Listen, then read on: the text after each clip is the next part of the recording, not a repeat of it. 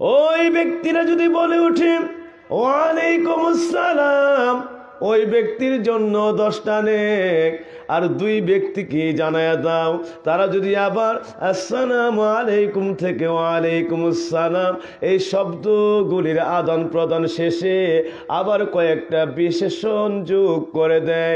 বিশেষণ হলো ওয়া রাহমাতুল্লাহ, আমরা অনেক সময় দেই না, আসসালামু আলাইকুম ওয়া রাহমাতুল্লাহি ওয়া বারাকাতুহু ওয়া মাগফিরা। এবং আরেকটা শব্দ যোগ আছে ওয়ারিদাকাল জান্নাহ। তো আমরা শেষ পর্যন্ত না যাইতে পারলো হাক্কুল মুসলিমি আলাল মুসলিমি সিত্তুন। নবীজি বলেছেন এক মুসলমান, বেশি কষ্ট হবে নাকি? এক মুসলমান অপর মুসলমানের জন্য 6টা হক আছে। কয়টা হক? 6টা হক। এর মধ্যে একটা হক হলো তুসাল্লিমু আলা আখিহি, এক ভাই তার অপর ভাইকে সালাম দিবে। এক ভাই তার অপর ভাইকে কি দিবে? মুসলমান, একজন মুসলমান আরেকজন মুসলমানের উপরে 6টা হক সর্বদাই। 6 হকের একটা হক হলো তাকে যখনই দেখবে তখনই তাকে সালাম দিবে। এক সাহাবী চলে যাচ্ছেন, এই ওয়াজ আমার উদ্দেশ্য না, ওই সালামে ফিরে সেই ওয়াজ আসছে আসলে। বাবজিরা আমার, এক সাহাবী চলে যাচ্ছেন, এমন সময় আমার নবী দেখতেছেন সাহাবীটা সামনে আরেক ভাইয়ের সঙ্গে আরেক সাহাবীর সঙ্গে সাক্ষাৎ হয়েছে। তিনি তাকে দেখা মাত্রই সালাম দিয়ে দিলেন, আসসালামু আলাইকুম ওয়া রাহমাতুল্লাহ। আবার নবীজি নজর করলেন 2টা ভাই ওয়া আলাইকুম আসসালামের এই পবিত্র কালাম আদান প্রদান করে 2 ভাই একটু মাঝখানে একটু ফারাক ঘটলো। কি কারণে ফারাক হইল? অর্থাৎ তাদের মাঝখানে একটা মোটা গাছ ছিল। এক ভাই অপর ভাইকে সালাম দেওয়ার পরে এরপরে তারা চলে যাচ্ছে, মোটা একটা গাছ, ওই গাছটা তাদের দুইজনে, একজন গেল ওই পাশ দিয়ে, আরেকজন গেল গাছের এই পাশ দিয়ে। যাওয়ার পরে এক ভাই অপর ভাইকে সালামের শেষে গাছ ক্রস করে চলে যাচ্ছেন। আমার নবী বলেন, সাহাবী রে, তোমাদের জন্য এখানে একটা হক আছে। জিজ্ঞেস করিলাম, ইয়া রাসূলুল্লাহ, এখানে আবার কি হক? নবী আমার ফরমান, সাহাবী, তোমার সঙ্গে যখন আমার ওই সাহাবীর সাক্ষাৎ হয়েছে, প্রথম যখন সাক্ষাৎ হয়েছে এক ভাই অপর ভাইকে সালাম দিয়েছিল, মাঝখানে একটি গাছ, তোমরা এই সালামের আদর প্রদান করে বিদায় হওয়ার মুহূর্তে তোমরা হাঁটার ভিতরে আরেকটি গাছ তোমাদের মাঝখানে পড়েছে। এই গাছটার আড়াল হইতে গিয়া এক ভাই ছিল রাস্তার ওই পাশে, আর এক ভাই ছিল রাস্তার এই পাশে, মাঝখানে গাছটা। এই গাছটাকে ক্রস করতে গিয়ে এক ভাইয়ের সঙ্গে আরেক ভাইয়ের অল্পক্ষণ 2-1 সেকেন্ড সাক্ষাৎ হয় নাই, আবার গাছটা ক্রস করে সাক্ষাৎ হয়ে যায়। ও আমার সাহাবীরা, যখন গাছ ক্রস করে আবার সাক্ষাৎ হইল, তখন একজন অপর ভাইকে সালাম দাও। সালামের কত গুরুত্ব! ও আমার বাপজি, সঙ্গে সঙ্গে নবী আমার ফরমান, মাইয়াকুলু, যে ব্যক্তি বলবে সালামের শেষে ওয়া রাহমাতুল্লাহ, তারে বলে দাও সঙ্গে সঙ্গে রাহমাতুল্লাহর কারণে আমার আল্লাহ ওই ব্যক্তির আমল নামায় আবার 10টা ফজিলত সঙ্গে সঙ্গে আমলে উঠায় দেন। আবার যখন বলে ওঠে ওয়া বারাকাতুহু, সঙ্গে সঙ্গে আরো 10টা নেক আমল নামায় মঞ্জুর করে দেন। আবার বলে ওঠে ওয়া মাগফিরাতুহু, ফিরাতুহু, সঙ্গে সঙ্গে আরো 10টা নেক তারা আমল নামায় বাজেট করে দেন। আবার যখন বলে ওয়ারিদাকাল জান্নাহ, সঙ্গে 10টা নেক আল্লাহ তারা আমল নামায় বাজেট করে দেন। আসসালামু আলাইকুম ওয়া রাহমাতুল্লাহি ওয়া বারাকাতুহু ওয়া মাগফিরাতুহু ওয়ারিদাকাল জান্নাহ শব্দটা শেষ হতে না হতে আমার আল্লাহ এক মুসলমান অপর মুসলমানের আমল নামায় 50টা নেক কবুলিয়াতের সঙ্গে সঙ্গে আমলে উঠায়া দে। সালামের আমল চলবে কি চলবে না? আরো জোরে চলবে কি চলবে না? হযরত আবু বকর সিদ্দিক রাদিয়াল্লাহু তাআলা আনহু রাস্তা ক্রস করে চলে যাচ্ছেন। হযরত আলী রাদিয়াল্লাহু তাআলা আনহু ওই রাস্তায় হযরত আবু বকর সিদ্দিকের সঙ্গে দেখা। হযরত আবু বকর সিদ্দিক রাদিয়াল্লাহু তাআলা আনহু হযরতে আলী রাদিয়াল্লাহু তাআলা আনহুর সঙ্গে সাক্ষাৎ হলে দেখতেন প্রতিদিন হযরত আবু বকরকে আগে হযরত আলী সালাম দিয়ে দেয়, ওই দিন আলী সালাম দেয় না। হযরত আবু বকর হযরত আলীকে সালাম দিলেন, দেওয়ার পরে হযরত ওমরের কাছে গিয়ে বিষয়টা খুলে বললেন, ওমর রে, সব সময় আবু হযরতে আলী আমার দেখলে সালাম দিত, কিন্তু আজকে আলী তো আমারে সালাম দিল না, কি কারণ? আলী কি আমার প্রতি মনে কষ্ট? আলী কি আমার প্রতি অসন্তুষ্ট? হযরতে আলী রাদিয়াল্লাহু তাআলা আনহুকে ওমর রাদিয়াল্লাহু তাআলা আনহু ডেকে আনলেন, ভাই আলী, কেন আপনি হযরত আবু বকরকে সালাম দেন নাই? আপনার কি মনে কষ্ট? হযরত আলী রাদিয়াল্লাহু তাআলা আনহু বললেন, আজ রাত্রি আমি স্বপ্নে দেখেছি আল্লাহর একদল ফেরেশতা আল্লাহর 8টা জান্নাতের সবগুলি আল্লাহ রাব্বুল আলামিনের অনুপম সৃষ্টি জান্নাতকে আমার সামনে তুলে ধরেছেন। এর মধ্যে এমন একটা নেয়ামতের কক্ষ দেখলাম, যা দেখলে আর নয়ন জুড়ায়, যা দেখলে আর নয়ন ফিরে আসতে চায় না, নয়ন যেন দেখে জুড়িয়ে শেষ হতে চায় না।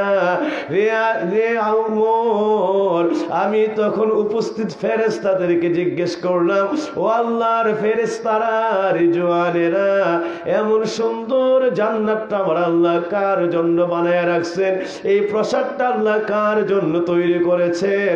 হযরতে আলীর প্রশ্ন শুনে ফেরেশতারা বলল, এক ভাই আর এক ভাইয়ের সঙ্গে সাক্ষাৎ হলে যেই মুসলমান সবার আগে সালামটা দেয়, আমার আল্লাহ ওই মানুষটার জন্য জান্নাতের এই খানা বানায়া রাখছে। হযরত আলী কই, ভাই, এই জন্য আমি তো আগে সারা জীবন সালাম দিছি, তাই বুঝে ফেলছি আল্লাহ আমার জন্য এই প্রসাদ বানায় রাখছে। আজকে আমি নিয়ত করেছি আমার ভাই আবু বকরকে এমন একটা প্রসাদের মালিক বানায় দেই। এই জন্য আমি আজকে সালামে চুপ রয়েছি, আমার ভাই আগে আমার সালাম দেওয়ার সুযোগ করে দিয়েছি। আজকের থেকে আমার ভাইকেও আমি ওই জান্নাতের, পরম জান্নাতের বালাখানার মালিক বানিয়ে দিয়েছি। সুবহানাল্লাহ। আর আমরা তো অপেক্ষায় থাকি আরেকজন কখন সালাম দিবে, ঠিক না বেঠিক?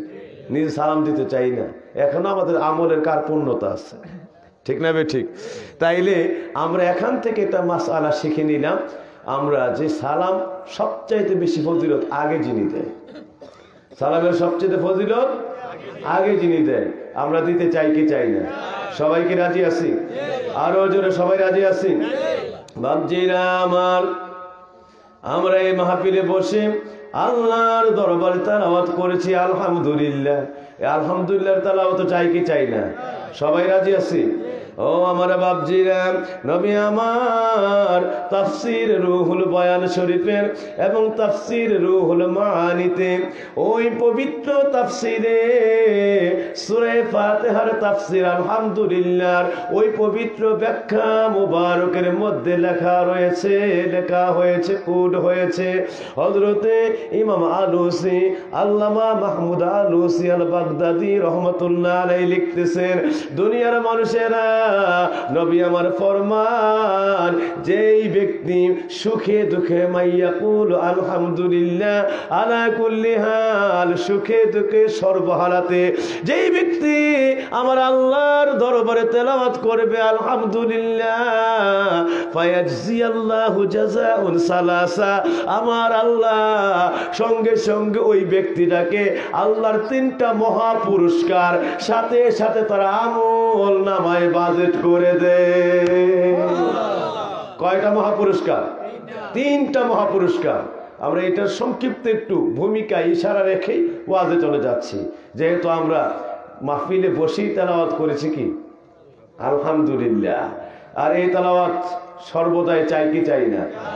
এমন একটা প্রিয় আমল, নবী আমার হাদিস মুবারকে ফরমান দুনিয়ার মানুষেরা লা সালাতা লিমান লাম ইয়াকরাউ বিফাতিহাতিল কিতাব, ওই ব্যক্তির নামাজ আল্লাহর দরবারে কবুল হবে না যতক্ষণ পর্যন্ত না প্রতি রাকাতে রাকাতে রাকাতে রাকাতে সূরা ফাতিহার আলহামদুলিল্লাহর তেলাওয়াত না হয়। অন্য সূরা পড়েন আর না পড়েন, আজকে মনে চাইছে সূরা তাকাসুর দিয়ে নামাজ পড়বেন, সমস্যা নাই। আজকে মনে চাইছে সূরা কাউসার দিয়ে নামাজ পড়বেন, সমস্যা নাই, লাবাস। সারা কোরআন শরীফ আল্লাহ আপনার এখতিয়ার করে দিয়েছে। আপনি মন চাইছে এই আসরের নামাজ শুধুমাত্র সূরা নসর, ইজা জা নাসরুল্লাহ দিয়ে পড়বেন, তাব্বাত ইয়াদা সূরা দিয়ে পড়বেন, সূরা ফিল আলাম তারা কাইফা ফাআলা রাব্বুকা বিআসহাবিল ফিল দিয়ে পড়বেন, অথবা কোরআনের ভিতরে অন্য আয়াত দিয়ে পড়বেন। সব তেলাওয়াত আপনার জন্য স্বাধীন করে দিয়েছে। আর একটা আমলের তেলাওয়াত আল্লাহ আপনাকে এটার অধীন করে দিয়েছে, আপনার স্বাধীন না। ইচ্ছা করলে যে বাদ দিয়ে অন্য কোনো আয়াত তেলাওয়াত করবেন, এই জায়গাটাতে আর কোনো সুযোগ। এটা হলো সূরা ফাতিহা। এটা কি সূরা ফাতিহা? যে সূরা ফাতিহা প্রত্যেক রাকাতে রাকাতে আল্লাহ পাক এত ভালোবাসেন এই সূরাটাকে, এই পবিত্র বাক্যটাকে, আলহামদুলিল্লাহ। যে নবী আমার ফরমান সারা পৃথিবীতে দুনিয়া সৃষ্টির পর থেকে কিয়ামতের দিন পর্যন্ত যত দোয়া আছে সবগুলি দোয়া সূরা ফাতিহার ভিতরে আছে। সুবহানাল্লাহ। এই জন্যই নবীজি হাদিস মুবারকে ঘোষণা করেছেন আফদালুদ দুআ আলহামদুলিল্লাহ। পৃথিবীর সর্বোত্তম দোয়াটার নামই হলো আলহামদুলিল্লাহ। আপনি আলহামদুলিল্লাহ বলে এই মুখের মধ্যে একবার দরুদ শরীফ পড়ে দোয়ায় হাত বিছায়া মোসা দিয়ে দেন। আপনি যত আবেগ আল্লাহর কাছে, যত নিয়ত এবং যত হাজত নিয়ে দোয়া করেছেন, এই হাজতগুলি, আবেগগুলি, আপনার মনের অনুরাগ, আপনার মনের এরাদাগুলির সবগুলি বিষয়কে আল্লাহ পাক এই আলহামদুলিল্লাহ তেলাওয়াত থেকে বুঝে বুঝে আল্লাহ আপনার ওই অনুযায়ী ফায়সালা ঢালতে থাকবে। আল্লাহু আকবার। ও আমার বাপজিরা, এবার একটু ইশারা দিয়ে আমি দোয়ার দিকে চলে যাব। রাত্র যেহেতু গভীর, আমি এত বেশি আলোচনার দিকে গড়াইয়া যাব না, চেষ্টা করব 12টার মধ্যে আমরা দোয়া শেষ করে দিতে। আল্লাহ যেন সকলকে কবুল করেন। ইশারা তাহলে একটু আলোচনা করছি। আমার নই ফরমান, সুখে দুঃখে সর্বহালাতে যেই ব্যক্তি আমার আল্লাহ পাকের দরবারে তেলাওয়াত করবে আলহামদুলিল্লাহ, মানুষটাকে বলে দাও, ওই মানুষটারে জানায় দাও আমার আল্লাহ তাকে 3টা মহা পুরস্কারের সাথে সাথে বাজেট করে দেন। এর মধ্যে একটা পুরস্কার হলো ওই ব্যক্তিটাকে, ও আমি নবীর ওই উম্মতটাকে তোমরা জানায় দাও, মহা পুরস্কারের একটি হলো প্রত্যেকটা এই আলহামদুলিল্লাহ লিখতে এর মধ্যে 8টা অক্ষর আছে। অফিহি সামানিয়াতা আহরুফিন, নবীজি বলেন তার মধ্যে 8টা অক্ষর আছে। অফি কুল্লি হারফিন মিনাল জান্নাহ, নবী আমার ফরমান অফি কুল্লি হারফিন জান্নাহ। আমার আল্লাহ রাব্বুল আলামিন আলহামদুলিল্লাহকে 8টা অক্ষর দিয়া সাজাইছে। এই 8টা অক্ষরের সংযোগে এই তেলাওয়াত আলহামদুলিল্লাহ যখন বান্দা শেষ করে, আমার আল্লাহর 99টা মায়ার দরিয়ার মধ্যে এমন একটা জোশ উঠে যায়। আমার আল্লাহ রাব্বুল আলামিনের কাছে যখন বান্দা বলে ওঠে সকল প্রশংসা একমাত্র আল্লাহর জন্য, আমার আল্লাহর 99টা দয়া ও মায়ার দরিয়ার মধ্যে এমন জোশ উঠে যায়।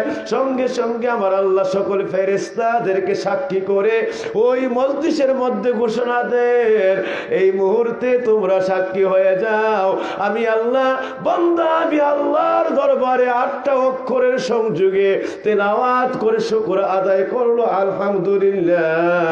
আমি আল্লাহ এক একটা হরফের বিনিময়ে এই মুহূর্তে বান্দার জন্য আমার 8টা জান্নাতকে বাজেট করে দিলাম। আল্লাহু আকবার। আমার আল্লাহ মহান, আল্লাহর পুরস্কারও মহান, ঠিক না ঠিক? আল্লাহু আকবার। আমার আল্লাহ পাক 8টা জান্নাত সাথে সাথে ওই বান্দার জন্য বাজেট করে দেন। একটা হরফের বিনিময়ে 1টা করে জান্নাত। লিখতে আলহামদুলিল্লাহ তেলাওয়াত করতে আলহামদুলিল্লাহ 8টা অক্ষর লাগে। এই 8টা অক্ষরের বিনিময়ে আল্লাহ পাক একটা অক্ষরের বিনিময়ে এক একটা জান্নাত করে 8টা জান্নাতই বান্দার তাকদীরে বাজেট করে দেয়। খুশি না বাজার? তেলাওয়াত চাই কি চাই না? আমল চাই কি চাই না? ও আমার বাপজিরা, এটা হলো প্রথম ফজিলত। দ্বিতীয় নাম্বার ফজিলত হলো, এবার আমি আপনাদেরকে নবী পাকের হাদিসটা এই জায়গায় আবার দ্বিতীয়বার রিমাইন্ড করে জানিয়ে দিতে চাই। ও আমার বাবাজিরা, নবী আমার ফরমান, যেই ব্যক্তি সুখে দুঃখে সর্বহালাতে তেলাওয়াত করবে আলহামদুলিল্লাহ, দুঃখের মধ্যে পড়ে যদি বান্দা আমার আল্লাহ পাকের দরবারে নিজেকে নমিত করে তাওয়াক্কুলের ভিতরে আরোহণ করে তাওয়াক্কুলের মাকামে বান্দা নিজেকে সমর্পণ করে বিপদে ধৈর্য না হারাইয়া আমার আল্লাহর প্রতি তাওয়াক্কুল না হারাইয়া অবিচল আস্থা আমার আল্লাহর উপরে স্থাপন করে বান্দা তেলাওয়াত করে ওঠে আলহামদুলিল্লাহ, সঙ্গে সঙ্গে আমার আল্লাহ বান্দার উপরে নাজিল হওয়া বান্দার গুনার কারণে সকাল থেকে সন্ধ্যায়, সন্ধ্যা থেকে সকাল যত প্রকার নাফরমানি, জিনা, ব্যভিচার, গুনাহ, অবিচার, জুলুম, অত্যাচার, নাফরমানি, বিভিন্ন প্রকার গুনার কারণে আমার আল্লাহ যদি অসন্তুষ্ট হয়ে যায়, কিন্তু বান্দা সকাল বেলায় তেলাওয়াত করে ওঠে আলহামদুলিল্লাহ, সন্ধ্যা বেলায় তেলাওয়াত করে ওঠে আলহামদুলিল্লাহ, আমার আল্লাহ এই তেলাওয়াতের বিনিময়ে বান্দার উপরে আল্লাহ রাগ হয়ে গুনার কারণে অসন্তুষ্ট হয়ে যদি আসমানি জমিনি হাওয়াই কোনো গজব নাজিল করে দেয়, সঙ্গে সঙ্গে আলহামদুলিল্লাহ ওই আমলটা বান্দার উপরে নাজিল হওয়া গজব আর তার মাথার উপরে এর মাঝখানে একটা রহমতের সামিয়ানা হয়ে দাঁড়িয়ে যায়, রহমতের সামিয়ানা হয়ে দাঁড়িয়ে যায়। এতে কি ঘটে? এবার নবী আমার ফরমান, সাহাবীরা রহমতের সামিয়ানা হইয়া আলহামদুলিল্লাহ তার মাথার উপরে দাঁড়াইয়া আল্লাহর পক্ষ থেকে বান্দার উপরে অসন্তুষ্ট হয়ে নাজিল হওয়া বালা মুসিবত গজব গুলি রে ওই বান্দার মাথার উপর থেকে গায়েবের মধ্যে রেখে সবগুলি গজব, আসমানি গজব আসমানের দিকে ফিরায় দেয়, জমিনি গজব জমিনের নিচে দাফন করে দেয়, হাওয়াই গজব গায়েব করে হাওয়ার ভিতরে মিশায়া দেয়।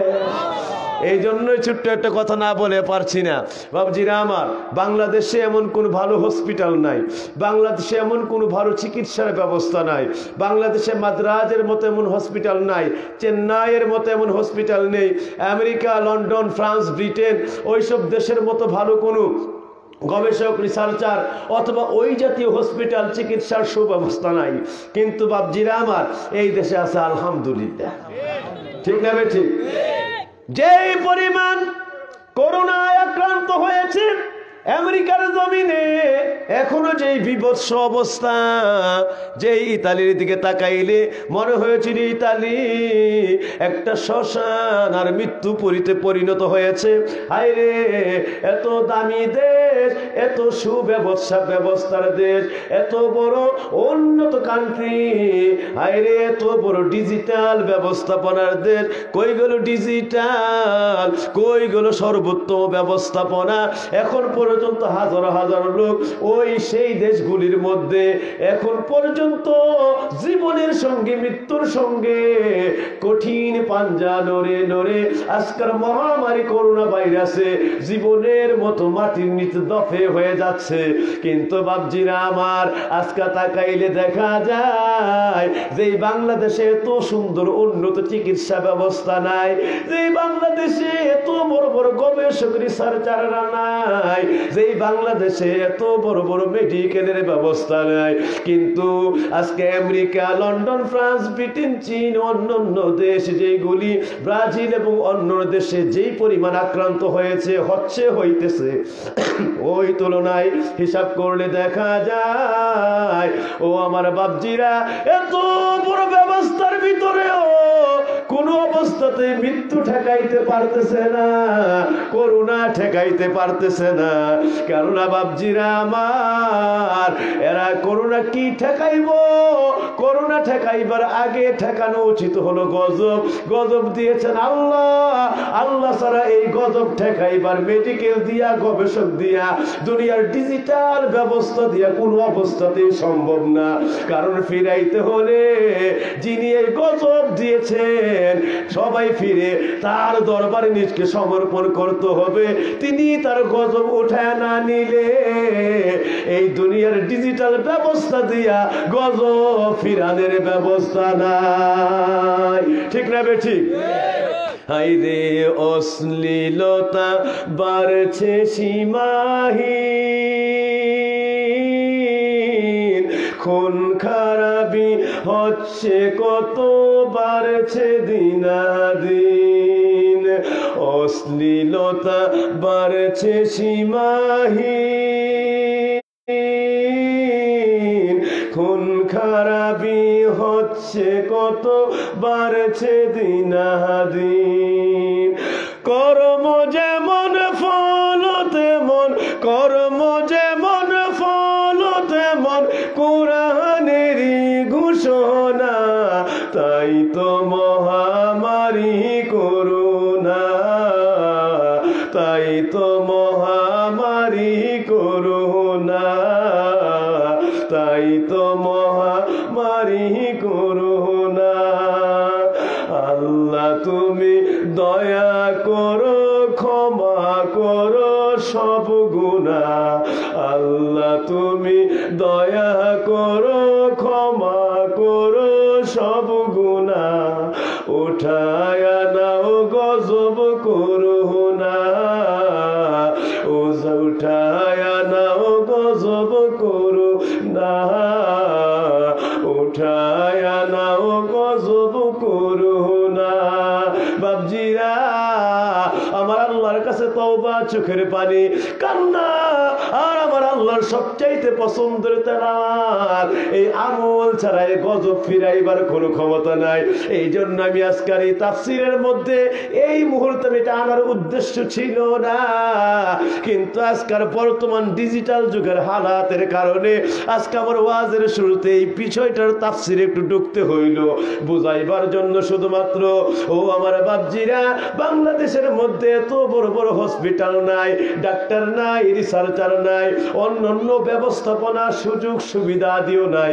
কিন্তু বাপজিরা হিসাব করে দেখা যায় পাশের দেশ ইন্ডিয়াতেও যেই পরিমাণ আক্রান্ত হয়েছে, যেই পরিমাণ মারা গেছে, ওই তুলনায় বাংলাদেশে মনে হয় 1% ক্ষতিগ্রস্ত হয় নাই।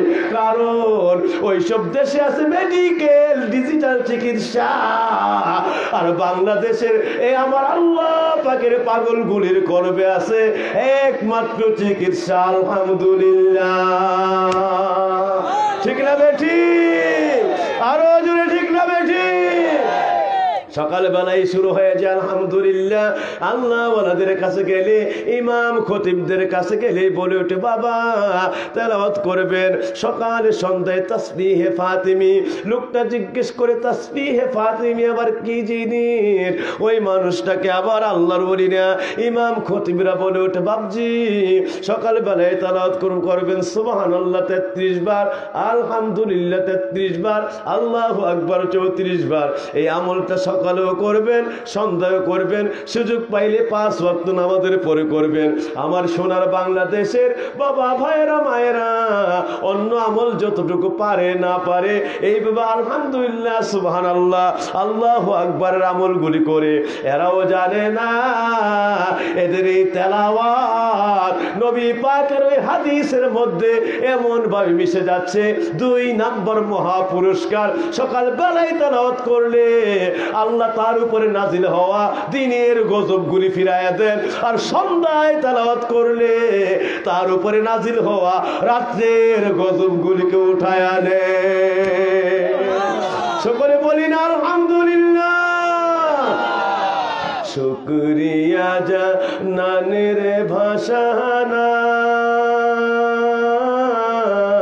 তবু মোরা যত পারি শুকরিয়া জানাই, আল্লাহ শুকরিয়া জানানের ভাষা নাই।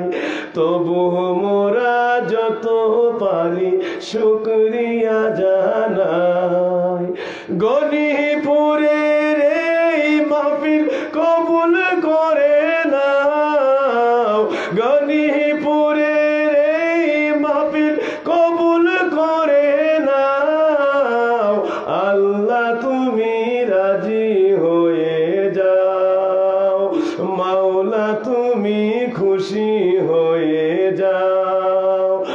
আমরা বান্দা পাপীর গুনাহ ক্ষমা করে দাও, আমরা বান্দা পাপীর গুনাহ ক্ষমা করে দাও।